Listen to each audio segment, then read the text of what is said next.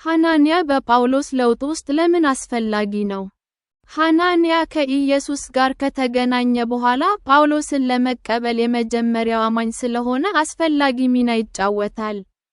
በአንድ ወቅት የቤተ ክርስቲያን ጠላት የነበረው ጳውሎስ ወደ እሱ ለመቅረብ ደፋር ሰው ያስፈልገው ነበር። ሐናንያ ፍርሃት ቢኖርበትም እግዚአብሔርን ታዘዘ።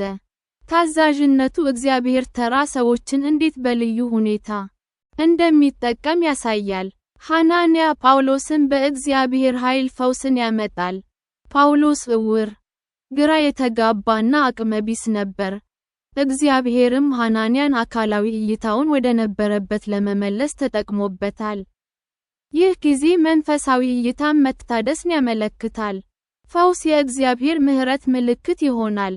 ሐናንያ ጳውሎስን በክርስቶስ ውስጥ ያለውን አዲስ ሕይወት በማረጋገጥ አጠመቀው። ጥምቀት አዲስ ጅማሬ እና የእምነት ይፋዊ መግለጫን ያመለክታል። ጳውሎስ ከእንግዲህ አሳዳጅ ሳይሆን ተከታይ መሆኑን ያሳያል። ሐናንያ በኩል ጳውሎስ ከእግዚአብሔር የሰጠውን ማንነት ይከተላል። በመጨረሻም ሐናንያ በጳውሎስ ላይ የእግዚአብሔርን ዓላማ ተናገረ። የእግዚአብሔርን ፈቃድ ለማወቅና ስለ ኢየሱስ ለመመስከር እንደተመረጠ ለጳውሎስ ነገረው።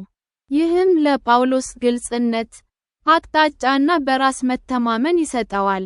ሐናንያ ጳውሎስ እንደተጠራ፣ ይቅር እንደተባለና እንደተሾመ እንዲረዳ ረድቶታል።